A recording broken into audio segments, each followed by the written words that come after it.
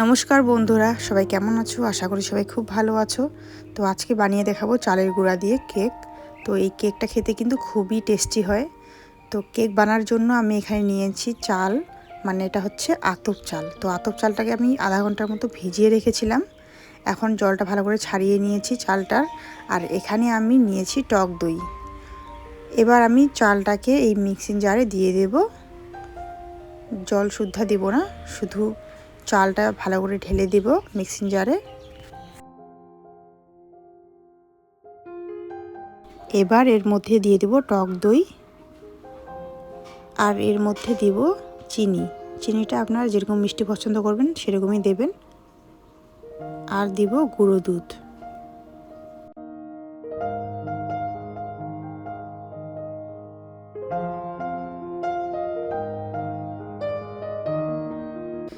এবার সব কিছুকে ভালো করে গ্রেট করে নেব। তো গ্রেট করা আমার হয়ে গেছে। দেখতে পারছো বন্ধুরা কত সুন্দর সফট হয়ে গেছে ব্যাটারটা, দেখতে পারছো। একদম সফট হতে হবে, না হলে কিন্তু কেকটা খেতে ভালো লাগবে না।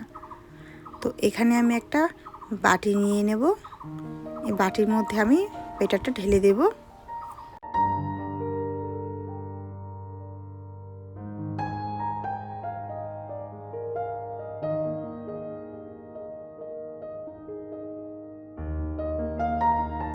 এবার এর মধ্যে দিয়ে দেব একটা ইনো।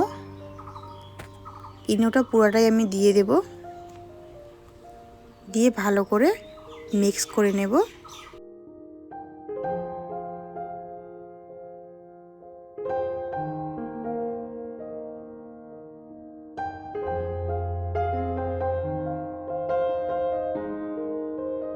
এবার এর মধ্যে দিয়ে দেব কিশমিশ, দিয়ে ভালো করে আবারও মিক্স করে নেব।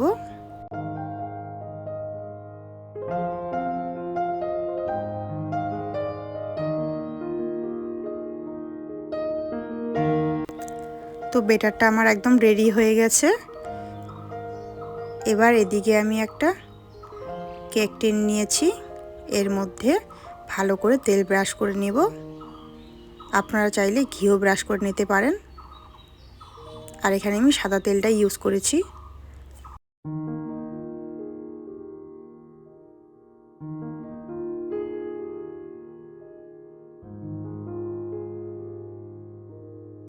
এবার এর মধ্যে আমি ব্যাটারটাকে ঢেলে দেব।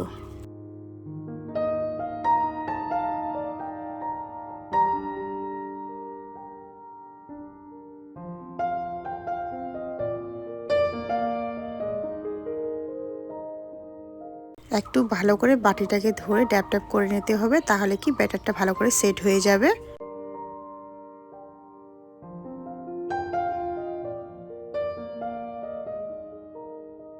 এবার এর মধ্যে আমি কয়েকটা কিশমিশ সাজিয়ে দেব ভালো করে, যাতে সুন্দর লাগে দেখতে।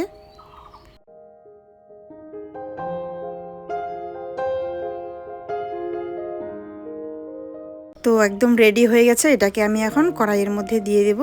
এর মধ্যে দিয়ে দেব একটু জল। এবার এর মধ্যে একটা স্ট্যান্ড দিয়ে দেব। স্ট্যান্ডের উপরে আমি এই যে বাটিটাকে বসিয়ে দেব ভালো করে। এবার এটাকে আমি লো ফ্লেম করে জাল করব 40 মিনিটের মতো।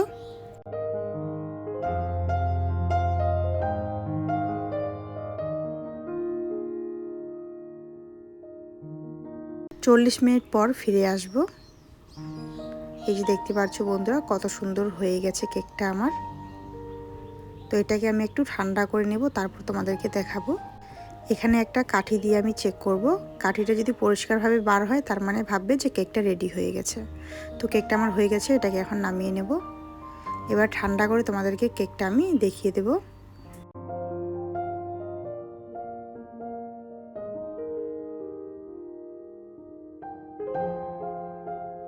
তো কেকটা এখন ঠান্ডা হয়ে গেছে, যার জন্য কিন্তু কেকটা আপনি আপ বার হয়ে আসতেছে। এই যে দেখতে পাচ্ছ বন্ধুরা, একটু চাপ দিলে আপনি আপ বার হয়ে আসে কেকটা।